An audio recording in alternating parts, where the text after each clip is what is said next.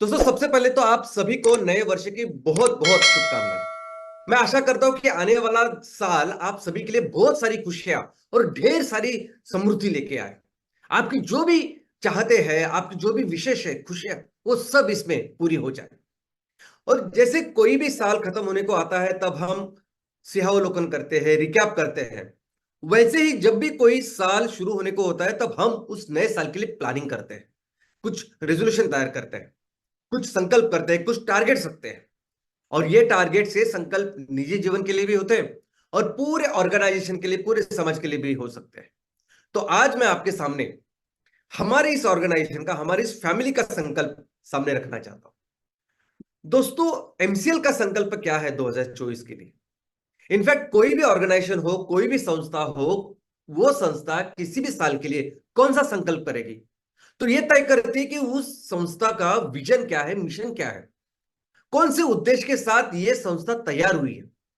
ये basically decide करता है कि हमारा संकल्प, हमारी प्लानिंग साल के लिए क्या हो सकती है। और दोस्तों, हमारी हमारा जो संकल्प है, हमारा जो मिशन है, वो मिशन डे वन से एक ही है, वो है सस्टेनेबिलिटी। हम सिर्फ एक ही ध्येय के लिए, एक ही लक्ष्य के लिए काम करें कि हमको इस दुनिया को फिर से शाश्वत विकास की ओर लेके जाना है। करोड़ों साल से जैसे दुनिया चल रही थी वैसे ही आने वाले हजारों लाखों करोड़ों साल ऐसे ही चलती रहे। और ये दुनिया जो डेवलप हो रही है, जो विकसित हो रही है, उसके लिए जो भी जरूरी चीजें हैं वो हम बनाएंगे ना। वो चीजों की निर्मित हम करें, जो चीजें हमारी जो जरूरतें हैं वो उसको पूरा करें, और इसके साथ साथ हमारे पर्यावरण का भी ख्याल रखें। ये इस एक लक्ष्य के साथ हमने शुरुआत की है। इस लक्ष्य के साथ हमने इस कंपनी, इस संस्था की स्थापना की है, और इसी लक्ष्य के डायरेक्शन में हमें आगे बढ़ना है। तो फिर इस लक्ष्य के दिशा में इस साल का हमारा संकल्प क्या है? तो हमारा संकल्प बहुत सिंपल है। वो है, हमें अपने सभी जो प्रोजेक्ट्स है, जो भी प्रोजेक्ट हमने डिक्लेयर किए हैं, जो भी शेड्यूल किए हैं, ये सभी प्रोजेक्ट्स पूरे करने हैं। दोस्तों, अभी तक हम तीन अलग अलग सेक्टर्स में काम कर रहे हैं। हम काम कर रहे हैं बायोफ्यूल में, जैव ईंधन में, हम ऑर्गेनिक फार्मिंग, फूड उसमें, और सस्टेनेबिलिटी प्रोडक्ट में। अभी इस तीनों चीजों में जो जो प्रोजेक्ट हमने संकल्प किया है, हमने शेड्यूल किया है, वो प्रोजेक्ट हमें इसमें पूरे करने हैं। लेकिन हमारी जो जर्नी है, हमारा जो सफर था, वो बाकी की कंपनी जैसा नहीं रहा। इनफैक्ट हम जैसा काम कर रहे हैं वो एक्सपेक्टेड है, अपेक्षित ऐसा काम नहीं कर रहे। कोई भी कंपनी कैसा काम करती है? कोई भी कंपनी हो दुनिया की बिजनेस में, वो पहले तो एक प्रोजेक्ट के ऊपर काम करती है, एक सिंगल प्रोजेक्ट। एक पहले सिंगल प्रोजेक्ट लगाती है, उसमें पूरी तरह से बिजनेस साइकिल एस्टेब्लिश करती है, उसमें एसओपीज, उसमें टेक्नोलॉजी, मशीनरीज, इस सब चीजों को बेहतर, बेस्ट बनाती है, और बाद में उन चीजों का, उस मॉडल का, उस डेमो का फिर रेप्लिकेशन करती है, अलग अलग अपना बिजनेस फैलाती है। लेकिन हमारी जर्नी ऐसी नहीं है। हम इतने सारे तहसील में काम शुरुआत कर रहे हैं, और किसके साथ कर रहे हैं? तो आज हमें अवेलेबल जो कुछ प्लांट एंड मशीनरीज है, जिस लेवल की टेक्नोलॉजी डेवलपमेंट है, उस टेक्नोलॉजी के साथ कर रहे हैं। इतने सारे प्रोजेक्ट्स कर रहे हैं क्योंकि हर तहसील में हमारा उद्देश्य क्या है? बाकी के उन कंपनी का उद्देश्य क्या होता है कि आपको एक प्रोजेक्ट लगाना है, आपको एक मैकडोनल्ड सही तरीके से करना है, एक या मर्सिडीज गाड़ी बनाए, जो कुछ है वो एक प्रोडक्ट करना है, और बस उसको ही रेप्लिकेट करना है। हमारा संकल्प क्या है कि हमें हर तहसील में आर्थिक और सामाजिक बदलाव, ट्रांसफॉर्मेशन, विकास करना है, हर तहसील का करना है। और उसके लिए हमें क्या करना है कि हर ग्राम पंचायत में हमें एक एमसीएनजी और एक एमकोल या एम कुकिंग सिस्टम, ये प्रोजेक्ट लगाना है। वहां तहसील में हमारे किसान जो भी काम कर रहे हैं, जो भी माल तैयार कर रहे हैं, जो भी उनकी फसल है, उस फसल के ऊपर आधारित हमें एग्रो प्रोसेसिंग यूनिट्स लगाने हैं। वहां के महिलाओं को, युवाओं को 100% रोजगार मिले, इसलिए कई सारे सस्टेनेबल चीजें तैयार करनी है। जो चीजें वहां के तहसील के जो भी आज पेट्रोकेमिकल प्रोडक्ट्स है उसको रिप्लेस करें। तो ये जो पूरा बदलाव हमें करना है ना, उसकी शुरुआत कर रहे हैं हम एक प्रोजेक्ट के साथ। ये एक प्रोजेक्ट एक शुरुआत है, जिसके साथ हमें इतना बड़ा ट्रांसफॉर्मेशन करना है। इसलिए वो प्रोसेस, वो प्रक्रिया हम आज जो भी परिस्थिति में उससे शुरुआत कर रहे हैं। लोग कहते हैं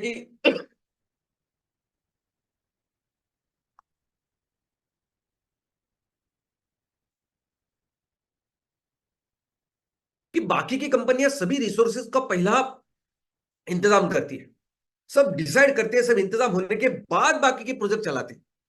आप इतने सारे प्रोजेक्ट कर रहे हो, रिसोर्सेस, आप पहले रिसोर्सेस का इंतजाम करो ना। कई सारे मेरे मेरे दोस्त, कई सारे जो हमारे एमसीएल के लोग मुझे बोलते हैं कि इतने सारे प्रोजेक्ट्स अपने करने की जरूरत नहीं, पहले हम लोग थोड़े से प्रोजेक्ट करते हैं, पहले उसके लिए रिसोर्सेस तैयार करते हैं और बाद में धीरे धीरे करके बढ़ते हैं। लेकिन बाकी की कंपनियां जिस तरह से रिसोर्सेस तैयार करती है वैसे मैं नहीं कर सकता। बाकी की कंपनियां जिस तरह से आज की तारीख में, देखिए आज की तारीख में अगर आपने एक प्रोजेक्ट किया है तो दूसरे प्रोजेक्ट करने के लिए एक तरीका है। अगर आपने एक पायोनियर प्रोजेक्ट तैयार किया है, एक बिजनेस मॉडल तैयार किया है, उसके लिए अगर आपको टेक्नोलॉजी चाहिए, प्लांट एंड मशीनरी चाहिए, ये सब अवेलेबल है। ये सब पार्टनर आज की तारीख में मिल सकते हैं, पैसे देने के लिए मिल सकते हैं, टेक्नोलॉजी देने के लिए मिल सकते हैं, लेकिन हम नहीं कर सकते। एमसीएल में नहीं करना है, बिल्कुल नहीं करना है जैसे बाकी की कंपनियां कर सकती है। तो फिर क्यों करते हैं, फिर क्यों इतने सारे प्रोजेक्ट करते हैं, क्यों ऐसा तरीका है तुम्हारा कि आप रिसोर्सेस पहले तैयार नहीं करते और बाकी बाद में जाते हैं? पहले रिसोर्सेज तैयार कीजिए और बाकी की कंपनी जैसे काम कर रहे वैसे करिए ना। वैसे नहीं कर रहे, क्यों नहीं कर रहे? तो वो क्यों बहुत ज्यादा इंपॉर्टेंट है, बहुत ही ज्यादा इंपॉर्टेंट है दोस्तों।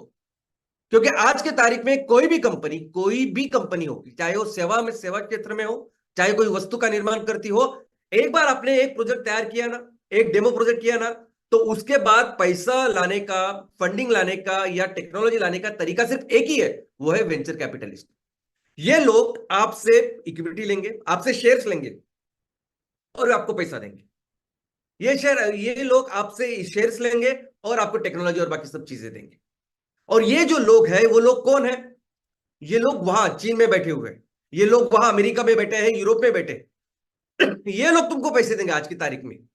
बैंक नहीं देगी। बैंक कैसे, कब देगी पैसे? बैंक तब देगी जब आप एक प्रोजेक्ट चलाते हो, 3 साल उसको बराबर से चलाते हो। 3 साल जब आप अपने बैलेंस शीट में दिखाते हो कि मैंने कितना माल तैयार किया, कितना माल बेचा, मेरा क्या प्रॉफिट है, उसके आधार पर बैंक देगी कोई पैसे। आज के तारीख में अगर कोई कंपनी पैसा लेती है तो यही माध्यम है। और इसी की वजह से क्या हो रहा है, आज जितनी भी कंपनियां ऐसी इस तरीके से पैसा ले रही है, ग्रो हो रही है,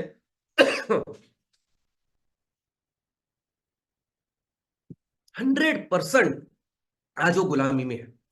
100% अपने कंपनी को बेच के वो आज 100% गुलामी में है। पूरा कंट्रोल आज उन लोगों के पास है, वो जो चीन में बैठे हैं, जो अमेरिका में बैठे हैं, जापान में बैठे हैं। और इनफैक्ट वो लोग तो ये कहते हैं ना कि आपका जो रजिस्टर्ड ऑफिस है ना, वो भी आप भारत में मत रखो, वो सिंगापुर में रखो, हांगकांग में रखो, न्यूयॉर्क में रखो, लंदन में रखो, ताकि फिर वो कंपनी भी बन जाती है उस देश की। यानी आप यहां बैंगलोर में, दिल्ली में, मुंबई में, जयपुर में करके अपना बिजनेस करो, जिंदगी भर वो गुलामी करती रहो। पूरा बिजनेस वही, प्रमोटर वही रहेंगे, बाकी सब लोग वही रहेंगे, काम आप हम लोग ही करेंगे, धंधा हम करेंगे, माल बेचेंगे हम, और पूरा इक्विटी सब कुछ उनके कंट्रोल में रहेंगे। और एंड ऑफ द डे साल के बाद जो टैक्स भरना है वो कौन सा टैक्स भरेंगे?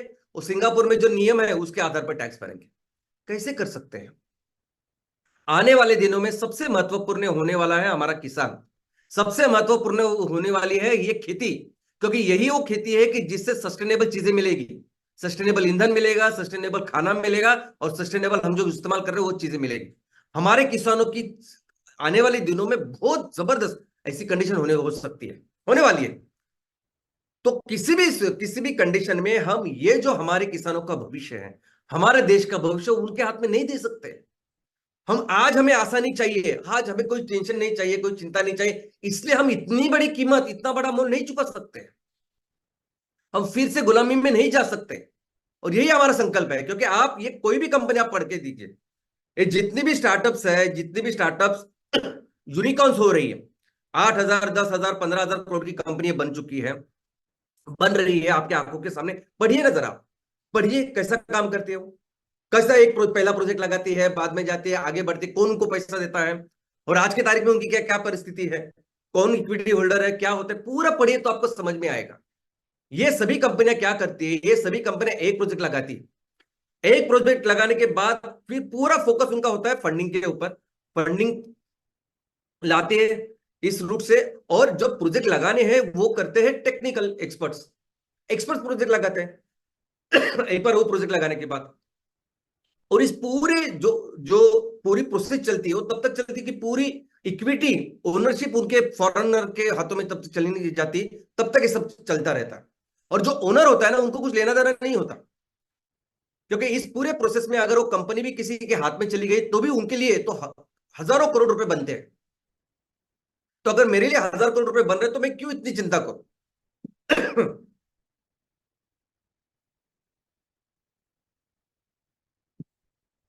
हमारा जो बिजनेस करने का तरीका है ना, हमेशा एक चीज मेरे दिमाग में आती है, ये इतने हम लोग मेहनत करते हैं, और मेहनत करके अगर हम 10 गुना 20 गुना 50 अगर किसी को बना के दे रहे हैं, 50 गुना पैसा, इतनी संपत्ति का निर्माण कर रहे हैं, तो क्यों ना अपने लोगों के लिए करें।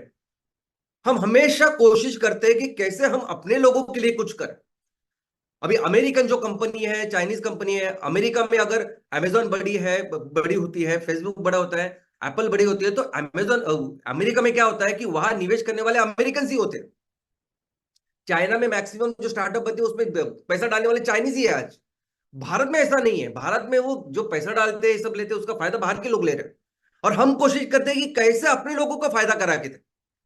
अपने लोग चाहे वो बहुत अमीर नहीं है, तो कैसे उनको हर लेवल पे, चाहे वो शेयर्स हो, चाहे वो प्रोजेक्ट्स का निर्माण हो। अभी प्रोजेक्ट्स कौन सी कंपनी एमआईडीसी छोड़ के ऐसी जगह पे जाएगी जहां कुछ भी नहीं है, लाइट नहीं है, इलेक्ट्रिसिटी नहीं है, पानी नहीं है, कितनी दिक्कतें आती है। लेकिन हमें पता है कि ये बहुत इंपॉर्टेंट है, आज की तारीख में ये काम करना इंपॉर्टेंट है, तब जाके वो ट्रांसफॉर्मेशन हम ला पाएंगे आने वाले दिनों में।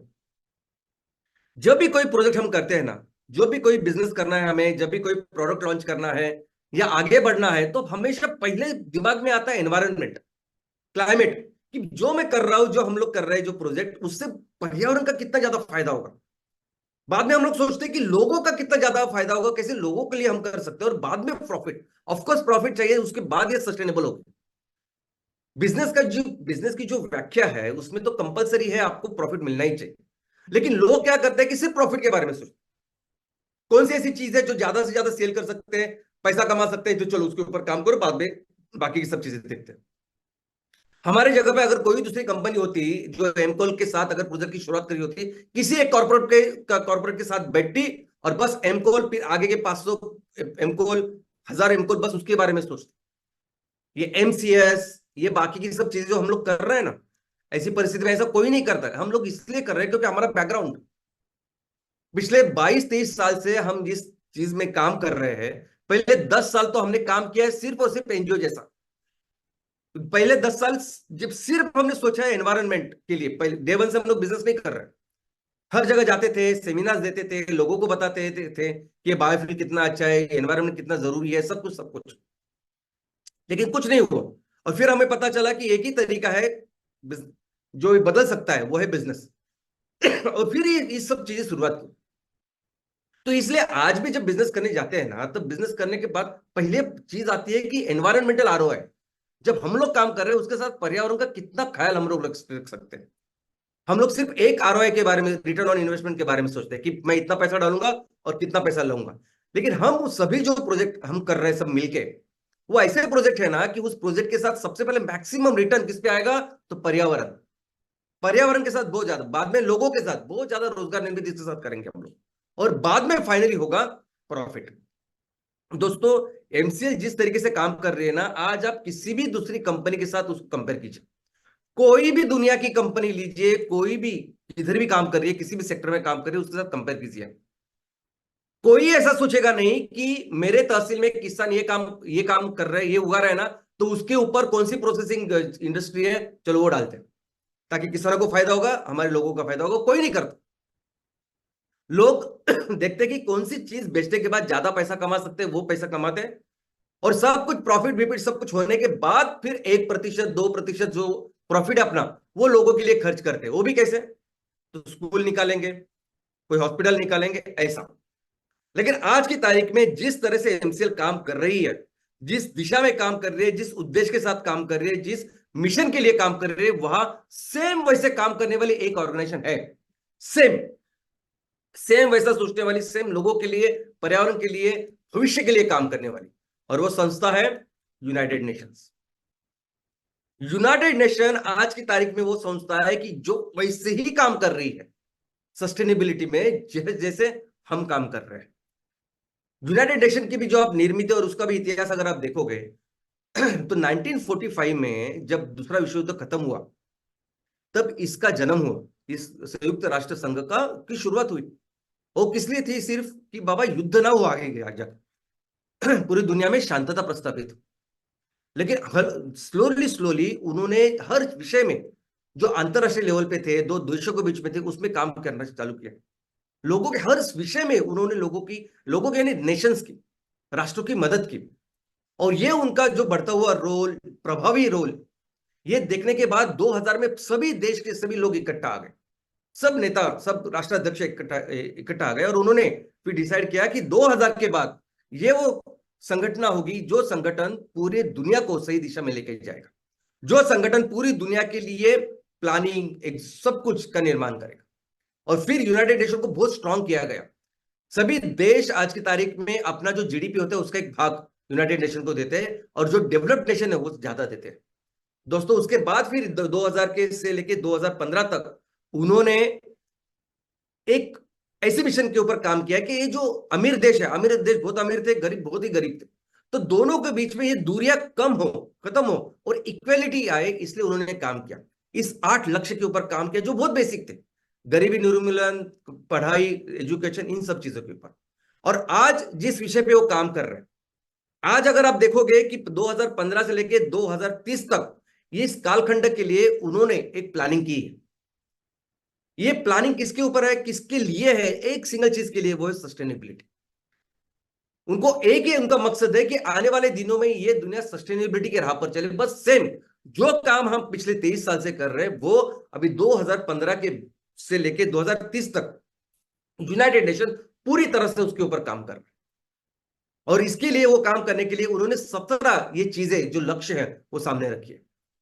और दोस्तों हम भी हमारे तहसील में जो 5E का जो हमारा मिशन है ना, वो 5E मिशन के साथ ये सभी 17 लक्ष्य पूरे होने वाले हैं। और यूनाइटेड नेशन के लिए पैसे कमाने की जरूरत नहीं, क्योंकि उनको बहुत सारे पैसे ये लोग देते ही हैं। ऊपर से बैंक वगैरह बाकी सब चीजें, जो कई सारे इंस्टीट्यूशंस है जो इनके साथ लगे हुए हैं और हर एक चीजों में अपना कंट्रीब्यूशन करते हैं। और एमसीएल बिजनेस करती है इन सब चीजों के लिए। हर एक देश के लिए फिर ये सस्टेनेबिलिटी गोल, इसकी एक ईयरली प्लानिंग होती है। इनफैक्ट इनको हर साल का एक ब्यौरा देना पड़ता है कि इस साल में हमने क्या किया, और इसे कहते हैं वॉलंटरी नेशनल रिव्यू। हर देश यानी यूनाइटेड नेशन के सभी देश उसके सदस्य हैं, तो हर देश देता है। इनफैक्ट आने वाले साल में भी हम क्या प्लानिंग करेंगे, कैसे प्लानिंग, ये प्लानिंग भी उनको देती है और उसके हिसाब से उनको पैसे भी यूनाइटेड नेशन या जो भी सपोर्ट है वो देती है। हमारे देश में ये काम जो है, नोडल एजेंसी है जो एक काम करती है यूनाइटेड नेशन का, वो है नीति आयोग। तो चलिए दोस्तों देखते हैं कि अभी ये सब, इन सब चीजों के बाद, इस मिशन के बाद एमसीएल का संकल्प 2024 के लिए क्या है।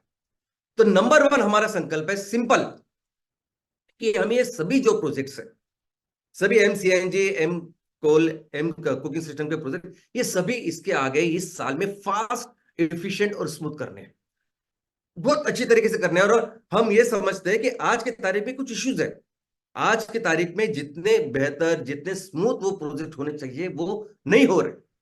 तो इस साल में संकल्प क्या है कि ये जो इश्यू उसको क्लियर करना और इस प्रोजेक्ट्स को बहुत जल्दी, फास्ट, और जितना हम लोग एक्सपेक्ट कर रहे हैं उससे बेहतर हम लोग ये कर सकते हैं उसको करना। तो पहले समझते हैं कि हमारे इश्यूज क्या है। आज ये प्रोजेक्ट हमको अगर बेहतर करने, फास्ट करने, एफिशिएंट करने, तो इश्यूज क्या है? तो सबसे पहला इशू जो हमें सबको मिलकर एमसीएल सॉल्व करने वाली है परमानेंटली, तो वो इशू है फंडिंग। इस साल का सबसे पहला संकल्प जो हमारा है वो ये सभी प्रोजेक्ट्स के लिए फंडिंग, परमानेंट फंडिंग की अरेंजमेंट। यानी अभी अभी क्या जरूरत है, आने वाले दिनों में क्या जरूरत होने वाली है, ABCD ऐसा नहीं, पूरा जो हमारा रोड मैप है, ब्लूप्रिंट है, हमें अगर 2,60,000 ग्राम पंचायत में इतना इतना सब इतने प्रोजेक्ट लगाने ने, उन सभी चीजों के लिए फंडिंग, इसका परमानेंट सॉल्यूशन एमसीएल आने वाले दिनों में आपके सामने रखेगी, प्रॉपर रखेगी। और इस तरीके से रखेगी कि इस तरीके से आप पूरे दुनिया को पता चलेगा, यानी जो लोग आज की तारीख में एमसीएल को नहीं जानते हैं ना, बाहर है, उनको भी पता चलेगा कि एमसीएल ने क्या किया। और इसका कारण यह है कि हम लोग बहुत स्ट्रांग पोजीशन में है करने के। ये जो सेक्टर में हम काम कर रहे हैं, सेक्टर कोई दूसरे जैसा सेक्टर ही नहीं है। दूसरे अभी हम वो वेंचर कैपिटलिस्ट की जो स्टेज थी कि अभी अगर पैसे चाहिए तो हमें बेचना पड़ेगा अपनी कंपनी को वगैरह, उस स्टेज से भी बहुत आगे निकल आए हैं। हम जिस सेक्टर में काम कर रहे हैं वो सेक्टर बहुत ही अलग है। और इसलिए मैं कहता हूं कि परमानेंट हम सॉल्यूशन अभी आपके सामने रखेंगे। पहली चीज इस साल में जो कुछ करनी है वो ये है, और उसका कारण है कि आज हमारी पोजीशन ऐसी है, हम जो प्रॉब्लम आज सॉल्व कर रहे हैं दुनिया का, और सिर्फ क्लाइमेट चेंज का नहीं, लोगों का भी, वो सस्टेनेबल गोल की भी मैं बात कर रहा हूं, जो यूनाइटेड नेशन के 17 और जिसके लिए पूरी दुनिया लगी हुई है, सब कुछ अवेलेबल है। आज उस जगह में फंडिंग तो बहुत कुछ है लेकिन सोल्यूशन नहीं है। कैसे करना, क्या करना, वो सोल्यूशन नहीं है, और उस पोजीशन में हम हैं। इसीलिए आज जो भी काम करना चाहते हैं ना हम लोग, आने वाले दिनों में सब चीज के लिए आज फंडिंग अवेलेबल है और अलग अलग लेवल पे है। अनलिमिटेड बोलता हूं मैं, कंटिन्यूस बोलता हूं, क्योंकि सिर्फ चलो क्लाइमेट चेंज की बात करते हैं। क्लाइमेट चेंज के बारे में आज अगर दुनिया को 100 मिलियन बैरल पर डे इतना क्रूड ऑयल लगता है हर हर दिन, अब ये थोड़ा कम होके 95 to 100 इतना है। तो आज पूरी दुनिया को, इतने लोगों को कितनी ऊर्जा और ईंधन लगता है ये सबको पता है। और वो ऊर्जा और ईंधन आगे ट्रांसफॉर्म करने के लिए, कार्बन न्यूट्रल ईंधन के लिए जाने के लिए कितना पैसा लगेगा ये भी दुनिया को पता है, ये यूनाइटेड नेशन को पता है, सबको पता है। दूसरी बात, अब ये हवा में जितना कार्बन डाइऑक्साइड है वो कार्बन डाइऑक्साइड कम करने के लिए, क्योंकि 80% कार्बन डाइऑक्साइड गर्मी तैयार कर रहा है आज भी, तो उसको कम करने के लिए कितना पैसा लगेगा वो भी उनको पता है। तो आज अगर हम लोग मिलके हर ग्राम पंचायत में, 2,60,000 ग्राम पंचायत में, हर ग्राम पंचायत में एक एमसीएमजी प्रोजेक्ट तैयार करना है, एक एमकोल प्रोजेक्ट तैयार करना है, और वो करने के बाद हम सिर्फ दुनिया के लिए 20-25% या मैक्सिमम 30% तक ही ईंधन तैयार करेंगे, तो वो दुनिया उसके लिए रेडी है। अगर हर तालुका को ऑर्गेनिक करना है, ऑर्गेनिक फार्मिंग में लेके जाना है और पूरी दुनिया के लिए ऑर्गेनिक फर्टिलाइजर बनाना है, तो उसके लिए भी फंडिंग रेडी है आज। अलग अलग लेवल पे, अलग अलग हेड पे ये फंडिंग है। और इसीलिए इस साल का सबसे पहला संकल्प क्या है, तो संकल्प यह है कि ये फंडिंग आपके सामने रखना, ये फंडिंग आपके, ये पूरी चीज आपके सामने रखना, करके दिखाना, ताकि आने वाले दिनों में कभी भी फंडिंग के लिए ये प्रोजेक्ट का जो एग्जीक्यूशन है वो रुकना नहीं चाहिए। दूसरा जो संकल्प है हमारा वो है कि ये प्रोजेक्ट्स करना ओनली बाय एक्सपर्ट्स। देखिए, मैंने अभी 23 सालों में बहुत सारे लोगों से मिला हूं, आज भी मिलता हूं। 15 साल पहले ऐसी सिचुएशन नहीं थी, लेकिन आज ऐसी सिचुएशन है कि इतने सारे एक्सपर्ट्स हैं मार्केट में कि हर चीज के लिए उनके पास सॉफ्टवेयर है। आप कहीं भी हो दुनिया में, आप देख सकते हो कि आपके प्रोजेक्ट का क्या चल रहा है, इतने आज प्रॉपर एक्सपर्ट्स हैं। और वो एक्सपर्ट्स, उनके आप फीस दे दो, वो पूरे पूरा कुछ सब कुछ आपके लिए कर सकते हैं, ऐसे एक्सपर्ट्स हैं और करेंगे भी। यानी आज इसके आगे हम लोग उनको पैसे देंगे, वो सब कुछ करेंगे, लेकिन हमारी सोच कुछ अलग है। डे वन से हमारा काम करने का तरीका या हमारी जो थिंकिंग है, सोच अलग है। वो क्या है दोस्तों, एक तो है एक्सपर्ट्स जो अपने विषय में एकदम एक्सपर्ट होते हैं। अगर मैं आर्किटेक्ट हूं तो मैं आर्किटेक्ट हूं, मुझे पूरा पता है, लेकिन मुझे ये नहीं पता कि एग्रीकल्चर में क्या कैसे, बिल्कुल नहीं। जो इंजीनियर है उनको अपने विषय के बारे में पता है, बाकी के विषय के में पता नहीं, और बराबर है, वो सही है। लेकिन जो कम्युनिटी हमें निर्माण करनी है ना, वो कम्युनिटी कौन सी है, तो वो कम्युनिटी है ये उद्योजक की। ये या चौथी पास भी हो सकते हैं, ये इंजीनियर भी हो सकते हैं, या 10वीं पास फेल भी हो सकते हैं, लेकिन ये लोगों को ये पता होता है कि कैसे मैं प्रॉब्लम सॉल्व करूं, कैसे इससे मैं समृद्ध, कैसे इससे कुछ अपॉर्चुनिटी तैयार करूं और पैसे कमाऊं। हम लोग यही करना चाहते थे। और दोस्तों आपके सामने है ही ना, आपके सामने क्या एग्जांपल है ये। अभी पहले एकदम सबसे क्रूड मैं बोल सकता हूं ऐसे प्लांट एंड मशीनरी के साथ, और वो भी एमकोल के साथ, 8 महीने में, 7.5 7 महीने में बोल सकता हूं मैं, कोई 50 लाख का बिजनेस आपके सामने ही कर रहा है ना। और ये आप सभी लोग आने वाले दिनों में जब जब ये कुकिंग सिस्टम आएगी, सब लोग 3 करोड़ का माल बेचेंगे। और ये सब कुछ जो आज हमारे सामने एग्जाम्पल है ना, ये एग्जाम्पल आप सब सब लोग क्रिएट करने वाले, सभी लोग। हो सकता है कि आज थोड़े से आप डिफिकल्टीज में हो, सब कुछ आप काम कर रहे हो उसके ऊपर, लेकिन आने वाले दिनों में आप सब लोग ये कर सकते हैं, ये मुझे पता है।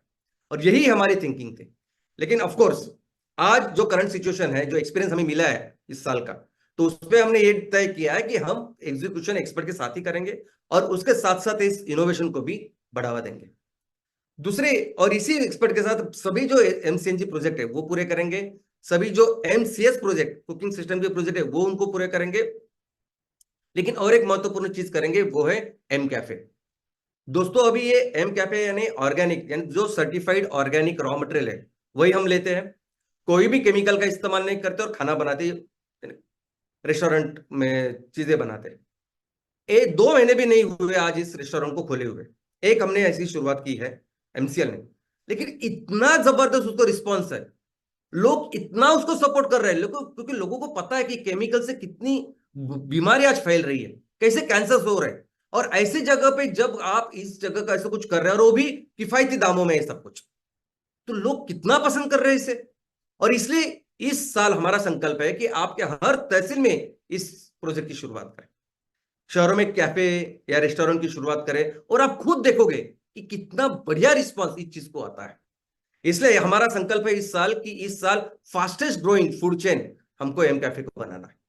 और इसी के साथ हमें एमसीएल सस्टेनेबिलिटी प्रोडक्ट कई सारे इस साल इंट्रोड्यूस करने हैं, जिसकी वजह से हमारे महिला बचत गट और युवाओं को एक अच्छा रोजगार उसकी निर्मित होगी। दूसरा एक संकल्प है वो है टेक्नोलॉजी। अभी प्रोजेक्ट फास्ट करना है तो क्या करने वाले हम, 2 चीजें, एक तो फंडिंग और दूसरा एक्सपर्ट्स काम करेंगे, ये हुई एक चीज। लेकिन दूसरी चीज हम क्या करने वाले, तो टेक्नोलॉजी के ऊपर काम करने वाले। देखो टेक्नोलॉजी जो है ना दोस्तों, कि वो हमेशा शुरुआत ऐसी ही होती है और धीरे धीरे धीरे धीरे करके वो बेहतर बेहतर बेहतर होती जाती। कोई भी चीज लीजिए ना आप मोबाइल लीजिए, आप कार लीजिए, कोई भी चीज एक 10 15 20 साल कैसे थी और अभी कैसी है, तो वैसे काम करेंगे हम अपने सभी प्लांट एंड मशीनरी के ऊपर। आने वाले दिनों में जो भी कुकिंग सिस्टम के पैलेट के मशीन रहेंगे, एम्पल के मशीन रहेंगे, वो ऑलवेज हमेशा बेहतर बेहतर नेक्स्ट वर्जन रहेंगे। इसके साथ जो अभी भी सेट ए के जो प्रोजेक्ट्स है, सेट बी के जो प्रोजेक्ट्स है, उसको भी हम बेहतर करेंगे, यानी उसको भी रिप्लेस करेंगे। आज जिस टेक्नोलॉजी के ऊपर, जिस वर्जन के ऊपर आप काम कर रहे हैं, नेक्स्ट वर्जन हम लेके आएंगे।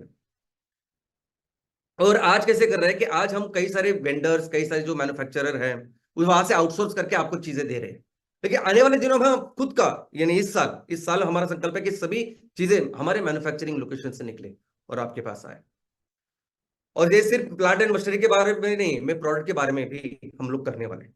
दोस्तों प्रोडक्ट आने वाले दिनों में हमारे ऐसे होंगे कि जो आज आज जो चीज लोग इस्तेमाल कर रहे हैं, जिसकी आदत है लोगों को, वो बदले हम। अभी देखिए ये सभी जो एम स्टोव है ना, ये एम स्टोव ऐसा समझिए कि फर्स्ट जनरेशन के, ये बायोमास स्टोव जैसे काम करते हैं, यानी आप इसमें लकड़ी डालो, गोबर डालो सूखा हुआ, या आप एम पिलेट डालो, वो जलते हैं। इस तरह से है वो बायोमास स्टोव, जिसको एम स्टोव बोलते हैं। अब इसमें क्या होता है कि सॉलिड फ्यूल जो होता है वो डायरेक्ट बर्निंग होती है, जो भी एम स्टोव वगैरह करते हैं। लेकिन हमारे चीज जो शहरों में सबसे अच्छी जगह पे अगर कुकिंग सिस्टम होता है, वो कैसे होता है, तो ऐसा मॉडर्न स्टोव होता है। वहां चलता है सिर्फ गैस, सिलेंडर एक जगह पे होता है, एक जगह पे सिलेंडर होता है एलपीजी का, वहां से गैस निकलता है और यह जलता है। नेचुरल गैस की अगर पाइपलाइन है तो वहां से गैस आता है और गैस जलता है।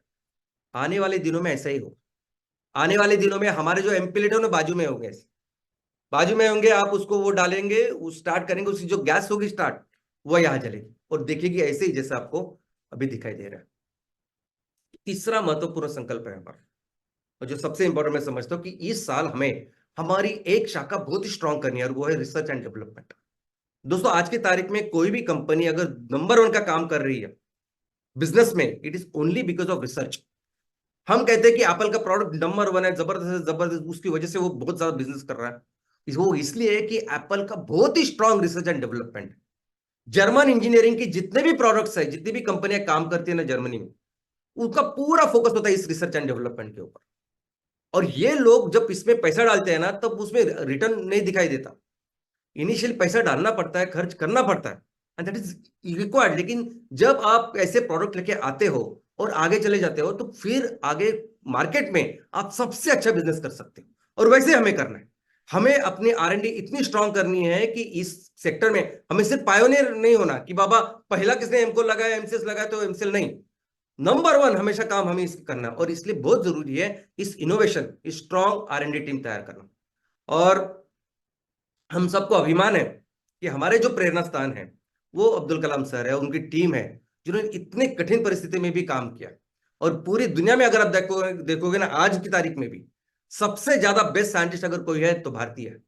तो दोस्तों मिलके हम अपने देश को टेक्नोलॉजी में एंड ऑफ कोर्स बिजनेस में नंबर वन का काम करवाएंगे, अपने देश को दुनिया की नंबर वन अर्थव्यवस्था बनवाएंगे, और मिलकर हम अपने देश को फिर से दुनिया का सबसे महान राष्ट्र बनाएंगे। यही हमारा इस साल का संकल्प है।